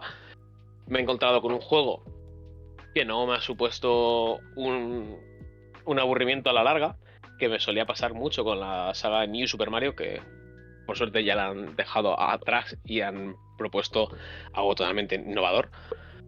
Y es que siempre pasaba lo mismo, que todos los New Super Mario las empiezas con ganas, pero al final se hace muy tedioso, es muy parecido todo, el diseño es muy genérico y al final es lo mismo. Y en este juego optan por cada nivel es único y cada mecánica que meten en el juego te sorprende, aunque ya la hayas visto previamente a lo mejor en otro nivel hace mucho, pero te sorprende, porque tiene mucho mimo. Visualmente es una delicia, se ve muy bonito, la verdad. ¿Cómo puede ser que haya juegos así y luego esté Pokémon, por desgracia? Es visualmente hablando, me refiero. El último Pokémon te refieres, ¿no? Sí. Sí, Que fue bueno, un poco. principalmente el último sí, pero bueno, que no es el tema actual. Ya hablaremos en diciembre, si quieres, de la expansión, la segunda Vale. expansión de ese juego, que total, ya se ha anunciado que sale el día 14, creo. Y como tal, sí. Es cierto que Pokémon no lo hace Nintendo. Es otra cosa que ya discutiremos en otro podcast. Me parece Pero vaya, bien. Y ahora, si te parece, sí. sí, Sí. vamos a hablar un poco sobre el contenido extra, pagando extra, ¿no? Como podría ser el Pokémon, ¿no? Que pagas Ujú. un DLC. O podría ser skins, o el caso de Le Sefarin, ¿no? Si lo estoy diciendo bien, corrígeme si me equivoco. En el Overwatch. Ah, vale. No sé a qué te referías. Sí, el Serafín te Eso, refieres a la Le colaboración Serafín, eso. que salió recientemente ayer, justo el día 1 de noviembre. Sí, sí, cierto. ¿Qué pasó ayer? A ver, acabas de abrir un melón muy grande. Has generalizado demasiado, pero poco a poco. Tema de DLCs. ¿Son necesarios? ¿Sí o no? Bueno, Depende. depende. Claro, depende. Por lo general, los DLCs, o comúnmente llamados ya expansiones, sí que los veo necesarios porque son expansiones. No recortan y expanden contenido. Pero por otro lado están los DLCs que no expanden contenido y que venden cosas recortadas o que se pueden haber añadido si se hubiera tenido más tiempo de desarrollo, porque se nota que es lo aparcamos y lo hacemos más adelante. Muchas compañías hacen eso y por desgracia ahí están. En, en ejemplos recientes ahora mismo no sé decirte ninguno, pero sí que hay muchos, muchísimos. Pero en el caso de expansiones como la que has dicho de Pokémon, es cierto de que son completamente aparte del juego, al menos las dos que han anunciado, y no creo que haya más, pero quién sabe. Son mapeados distintos, son historias aparte que no tienen que ver, el juego tiene un final, un cierre y se acabó. El juego principal me refiero. Ujú. ¿Y entonces cuál es el Luego sentido Spider-Man... de la ¿Cómo? expansión? ¿Cuál es el sentido de la expansión entonces? Ampliar. Por eso como tal se llama expansión. Claro, pero ¿le dan un sentido o lo amplían por ampliar? No sé si Pues lo amplían para no sé ampliar, si me pero estoy eso es lo que explicando. está bien. Si quieres más, pues bien, pues ahí está. Claro, pero por ejemplo en el Spider-Man creo que ibas a decir, sí que comentaba algo más de la historia, ¿no? O enlazaba con algo más de la historia. Sí, en el Spider-Man se ven indicios de que podía haber perfectamente DLCs. No por el juego como tal, porque tampoco no estamos indagando en spoilers ni nada, simplemente hablando de lo que se vio en el primer juego. El primer juego tuvo DLCs. ¿Por qué no este? Pues es una cosa que se ve que va a estar ahí, hay archivos dentro del juego, que hay cosas que no se han usado, que posiblemente sea que no se han usado y no se vayan a usar nunca, ¿eh? Pero aún así se ve que hay indicios de que posiblemente haya expansiones de algún tipo, o bien simplemente un futuro spin-off, como hicieron con el Miles Ujú. Morales. A lo mejor sacar un Miles Morales 2, no sé, algo para poder expandir más lo que es el universo de Spearman dentro de los juegos Insomniac. Porque dentro de poco, bueno, dentro de poco, a lo mejor dentro de un año o dos, quién sabe si se retrasará o no, sale el Wolverine de Insomniac en PlayStation. Cierto, Confirmado aunque... está que va a salir, que es el mismo universo que el de Spearman. No obviamente, pero por si acaso lo han confirmado. ¿Pero lo sacarán de mano a mano con la película? ¿O crees que como se va a demorar la película saldrá más tarde? Película, entiendo que te refieres a Deadpool 3, ¿no? Eso es, Deadpool 3, sí. No creo que tenga conexión alguna. ¿No crees que van a aprovechar el No. tirón de una para la otra? Vale. No creo. No creo que tenga conexión. Más allá de poder meter a lo mejor alguna skin que pueda tener dentro de esa película en el juego, y aún así lo vería raro, no creo que lo tenga. Porque por el caso de las skins que hemos comentado, de los trajes que tiene Miles de las películas nuevas de animación, son principalmente porque esas películas las ha hecho Sony Animation y el juego es de Sony. En el caso de la nueva película de Deadpool 3 es de Marvel Studios. Vale, o sea Así que que no, como tal, no. claro, no como Lo que tal, ha no. hecho, lo que tiene Sony son derechos para poder usar a Wolverine para hacer un juego. Pero no tiene, que yo Claro, no sepa, va a todos haber los la derechos misma sobre lo que es complicidad, Wolverine. vamos a decir, entre Eso los es. universos. Vale, bueno, Y retomamos lo el que me tema de eso comentabas, es, sí, de Overwatch. de Sí, lo que Overwatch. comentabas de Overwatch, eso ahí ya no estamos hablando de DLCs, estamos hablando de un contenido adicional de pago, el cual compras si lo quieres o compras si no. Pero ahí entramos en la parte del FOMO y en la parte de lo quiero, no lo compro, no lo compro, lo tengo en una persona, yo me lo quiero comprar también. Lo puedo comprar ahora o lo puedo comprar dentro de un año, o a lo mejor no, porque hay cosas cosméticos como estos que seguramente los quiten y a lo mejor no vuelvan a ponerlos en años o nunca, O sea, porque estamos quizás es una hablando de un colaboración cosmético y no se sabe. completamente exclusivo incluso porque a lo mejor no se vuelve a poner. Sí, Pero ¿cuál es el justo. precio? Ese es el problema. El Claro. problema que tiene concretamente Overwatch. Overwatch 2, concretamente, estamos hablando de que los precios que tiene por skin rondan los 25 euros, dólares, cada skin. Claro, y hace Y poco en esta nueva además habían colaboración sacado son otra anterior. 68 dólares todo el pack de todas las skins. Pues estas son 68 dólares, pero es que además, Todos. para Halloween, si no me equivoco, habían sacado ya una serie de skins del Diablo 3 que también 4. costaban bastante dinero, ¿no?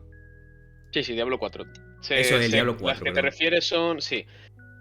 Aprovechando la temporada 7, que es la de Halloween, que actualmente siguen estando en la misma temporada, vaya. Aún creo que se pueden llegar a comprar porque es un pack que, aunque sea de Halloween, es de la propia temporada. Tú, como tal, puedes comprarte el pase de temporada que Overwatch ha copiado descaradamente de los que tiene Fortnite, entre otros muchos juegos que ya lo incluyen. Y el problema es que han metido skins dentro del juego que solo puedes adquirir comprándote ese pase de batalla con una versión exclusiva a la cual te viene esa skin. O sea, tienes que comprarte un pack que viene la skin más el pase de batalla, obligatoriamente. Obligatoriamente. Con lo cual, eso es. Con lo cual, tienes que pasar sí o sí por caja. Y ese precio ronda los 40 dólares. Y es una skin que no puedes conseguir de ninguna otra Y forma. para que nos hagamos una idea en comparación, un pase de batalla del Fortnite está rondando unos 10 euros, si no me equivoco, ¿no? Sí, normalmente cuesta 950 V-Bucks, pavos, aquí en España. Que ahora mismo no sé si siguen estando los 1000.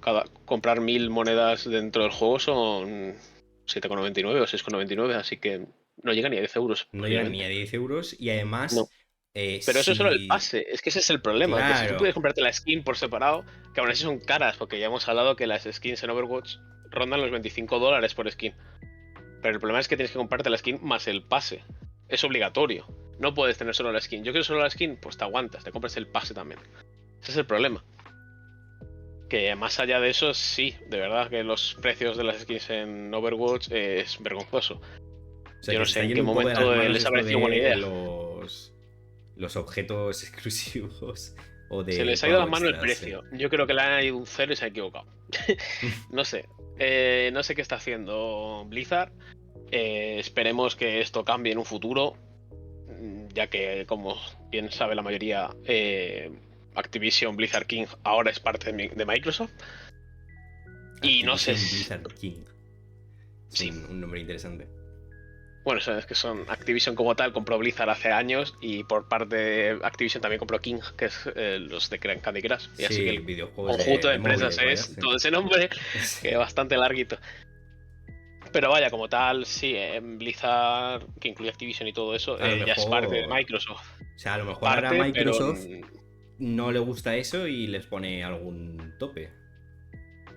más que... Sí, sí, no es exactamente como que no les guste y digan, no, esto no se va a hacer así, sino que, a ver, Microsoft vela bastante por su comunidad, no siempre, obviamente, es una empresa, tiene que ganar dinero, pero vaya, que es muy posible que ahí tenga que meter mano para poder cambiar las políticas de los objetos que se venden dentro del juego. Y ya te digo, solo rebajar ese precio arreglaría bastante el problema que está teniendo el juego. Porque estamos hablando de un juego el cual se prometió que era una secuela del anterior, con la idea de meter un modo historia, el cual todos los jugadores estaban deseando, al menos los que de verdad les gusta el juego, la comunidad como tal que le gusta el juego, quería eso. Y luego se encontraron con que al final ese juego acabó siendo un free to play, lo cual, oye, está bien. Todo el mundo pensaba que la historia acabaría llegando en forma de expansión. Muchos juegos tienen un multijugador gratuito y luego una historia por separado. No es exactamente así, pero Fortnite es lo que hemos hablado antes. Tiene un apartado de pago que es el modo, entre comillas, historia, que es el modo de salvar el mundo. Sí, que va ¿Por qué no hacer lo independientemente mismo? del modo multijugador que te puedes descargar en cualquier momento. Justo, sí, perfectamente. Con lo cual, ¿por qué no hacer esto? Pues no sé en qué momento, entiendo que por pérdidas de dinero y demás, no lo vieron viable y se les iba retrasando cada vez más y cada vez más y cada vez más y decidieron decir públicamente que lo cancelaban. Hasta ahí, una pena, menudo engaño, fin. El problema es cuando meses después dices, bueno, lo que hemos hecho hasta ahora, que literalmente eran dos cosas, lo vamos a vender por $15 aparte y son 3 misiones que tienen cinemáticas de 20 minutos y ya. Y eso le ha molestado muchísimo a la comunidad porque volvemos a lo mismo, unos precios elevadísimos e innecesarios. No sé si es lo que te digo, que si cambiará o si mínimamente Microsoft Habrá que entrará en el ver. papel con el Overwatch, con el Game Pass y hará que si tienes el Game Pass puedas tener esas misiones de historia, entre comillas, gratis. Ujú. No sabemos cómo afectará al juego, pero sí es cierto de que una de las cosas que mejor le pueden llegar a venir a Blizzard como compañía es que Microsoft por detrás les apoye, no solo monetariamente, sino también A nivel de en cuanto gestión y a nivel de de. gestión, Sí. sí. Porque Activision, desde que compró Blizzard ha ido muy rápido en decadencia. No es por menospreciar lo que hace Activision con Call of Duty, pero Call of Duty es la vaca de Activision. El problema es que ha intentado hacer lo mismo con Blizzard. Y no. Bueno, y de Y no. momento no Y a la está comunidad saliendo muy bien. no le gusta. Miedo tiene la comunidad de WoW, por ejemplo, que le meta mano a ese tipo de cosas porque ya han tenido problemas. Pero por suerte un poco se libran. Pero Overwatch es de los que peores lo han pasado y Diablo también. Diablo Immortal, el juego aquel de móviles, fue horrible. O sea, si no recuerdo mal, casi tienes que gastarte $500,000 para poder conseguir de los mejores objetos dentro del juego. Es absurdo. Madre Era mía. gratis, pero ¿a qué precio, sabes? En fin, Sí, pues un eso. pay to win, vamos. Lo que se Sí, suele llamar un al pay to final win. es lo que sacaron. Sí, un pay to Hmm. win. Pagar para ganar. Y Sí, hablando justo. de pagar y de precios así un poco altos, vamos a ver el Apple Event, que fue el día 30 de octubre, que sacaron nuevos dispositivos para la familia de Apple con un chip M3 Max, si no Sí, me equivoco, y un sí, chip sí, M3, que estos eran nuevos y que sustituirán al M2 anterior. Y además sí, es cierto. han quitado Eh, una de las categorías de sus ordenadores, ¿no? Si no me equivoco. sí, cierto. Como comentas, Apple tuvo su Apple Event el 31 de octubre. Al 31, cierto, cierto. Sí, aprovechando Halloween, nos empezó a dar sustos con sus precios elevados, como siempre. Porque una cosa es que sean caros, respetable hasta cierto punto. Aunque hay que decir que El aquí en problema España con es el que IVA el también te pegan dólar, un eso sablazo, eso es, es. ese es el problema. El problema es que el evento dices, oh Dios, qué caro. Luego miras la web en España y te mueres del infarto. Sí, Pero porque bueno, puedes subir como eso 500 no es euros culpa más de Apple. perfectamente, sí, sí. Sí, Pero sí, bueno. pero la conversión monetaria últimamente es muy dura, ¿eh? Pero bueno. Pero sí, cierto, es lo que comentas. Han presentado nuevos modelos de MacBooks, de MacBook Pro concretamente, de los MacBook Air todavía no han dicho nada. Y también han presentado sus nuevos iMacs de 27 pulgadas, que al final los iMacs van a ser exactamente igual que los anteriores, pero van a traer este nuevo chip, como tú dices, la gama M3. La gama M3 que han presentado, la han presentado de una forma que nunca lo habían hecho, y es que han aprovechado el evento para de una lanzar todas las posibilidades que tienen dentro de su potencia, y han enseñado el M3, el M3 Pro y el M3 Max. Normalmente suelen presentar el M3, bueno, la gama M así lo hicieron con el M1 y el M2, y más adelante suelen presentar la versión Pro, y la versión Max, que están pensadas más allá de su capacidad para un procesamiento mucho más mayor, vaya. Claro, pero a lo mejor aquí la gente se estaba empezando a cansar porque todos los años iban a procesador nuevo, y el que se ha comprado un ordenador de 3.000 euros casi el año anterior dice, oye, ¿de qué vas? A lo mejor necesitaban... Sí, pero siendo Apple es un poco raro. Sobre todo porque hasta ellos mismos lo dijeron en el directo, en el evento de Apple. Ellos mismos dijeron que era una cosa que nunca habían hecho y que lo estaban presentando a la vez todos.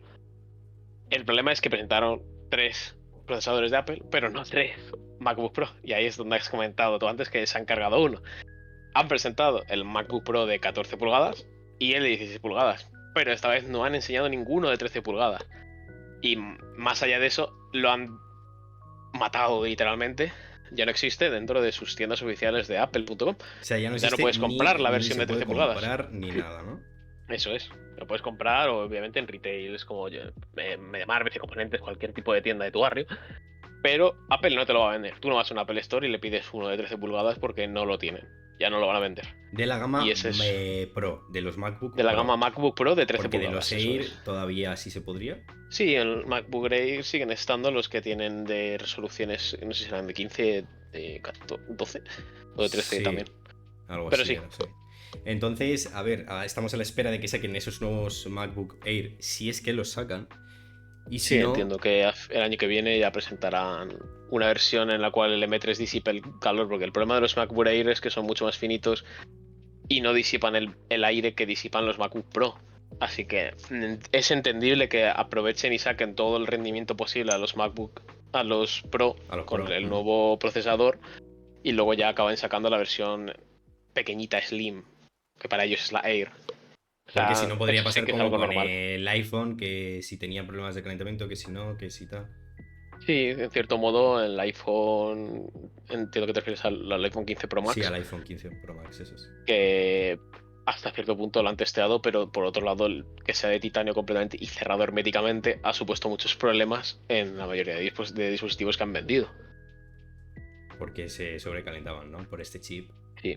Que es demasiado... No tanto por el chip, ¿no? sino por lo que tú comentas, de que es lo que te he comentado, perdón, que son herméticamente cerrados, de un material bastante... Bueno, es que es titanio. Sí. Y al final es algo que no disipa lo mismo que si tienes un ventilador, salidas de aire, que es lo que te comentaba que tenían los MacBook Pro. Claro que los Air no, porque también son más herméticos, ¿no? E incluso los iPad, que también son bastante herméticos.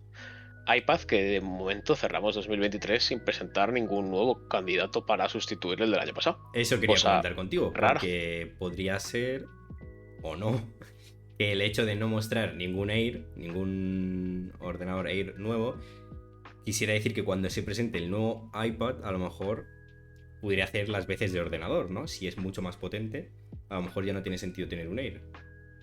Que esto es algo que tú y yo comentamos así un poco... Lleva bastantes meses rumoreándose, incluso, ya te diría que ha pasado un año, se va rumoreando que iban a sacar Apple un nuevo iPad Pro de más de 13 pulgadas, el cual sería como un iPad Ultra o algo así.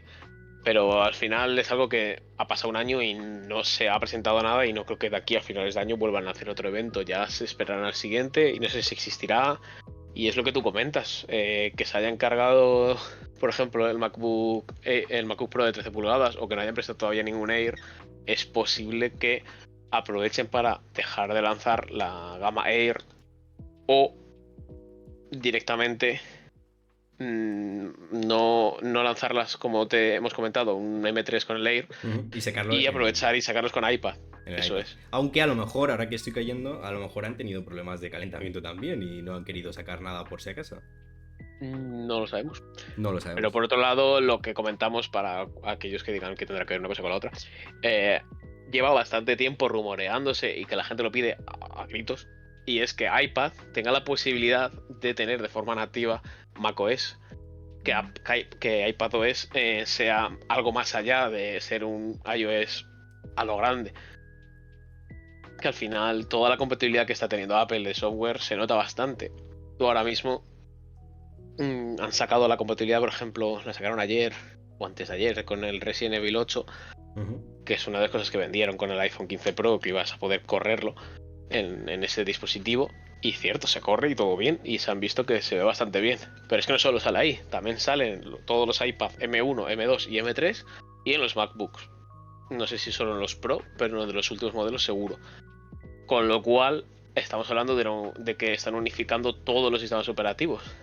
Y al final iOS 17 va acompañado con iPadOS 17. Y también, es que es lo que comentabas tú, es posible que desaparezca la gama Air porque prevean sacar de una vez esa unión entre ambos y poder tener en tu iPad con tu teclado a nivel universitario, de transportarlo rápido y que no pese mucho, que es la gracia de los Air, hacerlo con un iPad y que te lo lleves por ahí y que tengas las mismas prestaciones que tiene un MacBook, todos los programas, toda la comodidad de macOS, vaya. Sí, Eso que al final la sería potencia. interesante. Es que el problema es que la potencia ya la tiene. Tú ahora mismo tienes un iPad con un M2 dentro, un iPad Pro, por ejemplo, y tienes un MacBook Pro con un M2 al lado, y es que es el mismo procesador, es que usa el mismo, literalmente. Que es cierto que unos pueden tener mejor disipación de calor y tal, y cierto que no tienen el mismo sonido y misma pantalla y bla, bla, bla. Se nota en el precio. Pero más allá de eso, procesamiento es el mismo, porque Apple está intentando hacerlo lo máximo su arquitectura para que sea unificada entre ellos. Sí, lo que hablamos siempre de esa sincronización que tiene Apple con todo su dispositivo, pero ya llevado al máximo exponente. Eso, el Es el ecosistema que llevamos viendo inclusivo. durante décadas, pero en este caso ya a nivel de lo que es firmware, de lo que es la parte interna del software, la que no vemos nosotros, la parte de compatibilidad. Porque yo como desarrollador te puedo decir que es un coñazo tener que hacer la aplicación, o era un coñazo principalmente antes, sobre todo, tener que hacer la aplicación de iOS y hacer que en iPad funcione. Sí. Seguimos Eso teniendo es. en 2023 calculadora en iPhone, pero no en iPad. Apple no ha sacado una calculadora oficial en iPad porque no les gusta cómo se ve, porque se ve muy grande y no los ven útil. Así son, pero es compatible, obviamente. Podría ser perfectamente compatible la calculadora del iPhone, porque es el mismo sistema operativo, pero no es posible instalártela por esa misma razón. Con lo cual, es lo que hablamos, es una unión de software y una unificación a la hora de poder desarrollarlo. Es una multiplataforma dentro de un ecosistema único. Pues a ver si es verdad y a ver si se cumple esto, le haremos seguimiento también. Y sería ideal, vamos, yo que soy muy de Apple, sería genial que hubiera ese Yo he de paso decir de que una vez. antes de que nadie empiece a comentar que vaya fans de Apple de mierda, yo no lo soy. Sí, Yo tengo un él Android, es me gusta muy Windows Android. y solo Sí. tengo un iPad para trabajar cosas de trabajo y de estudio. Pero aún así, me gusta el seguimiento de la tecnología y para eso estamos, coño, para informaros a todos e intentar discurrir sobre el tema. Claro, además uno es más pro Apple, otro es más pro Android y pro Windows, así que aquí hay un poco de todo. Y nada, pues darte las gracias por venir, por grabar esta parte de noticias y videojuegos. Seguiremos haciendo el seguimiento de toda esta parte en próximos podcasts. Y gracias también por la edición, aunque estás ahí en las sombras editando, pero bueno, que quede aquí constancia de tu trabajo también por ahí y de tu Gracias. creación también con el tema de los logos y demás, que también está por ahí presente. Perfecto. Pues nada, pues gracias a ti por todo, vaya, sobre todo por tener la idea y la iniciativa de poder lanzar esto de una vez, porque sí, ya os contaremos, pero anda que no llevamos tiempo pensando en lanzar este podcast. Sí, llevamos más de 2 años, yo diría, desde Sí, cuando la pandemia o así, pensando en hacer esto y no arrancábamos, no arrancábamos. Pero bueno, todo Pero sea bueno, que eso- siga así, Eso mejorando, sí, evolucionando. eso es, y si a la gente le empieza a gustar y quieren saber más, pues a lo mejor podemos hacer un especial contando un poquito todo el backstage y todas las Sí. cosas que hay ahí. Y Y todo eso, que vamos. narices, que dentro de unos meses esto no será ni la mitad de lo que es ahora. Vamos a seguir cambiando, evolucionando y añadiendo cosas. Que al final estamos por la comunidad y para la comunidad. Y esto vamos a hacer que se note, vaya. Eso es, no nos vamos a vender ni leches. Pero bueno, eso ya lo vamos a dejar para otro este.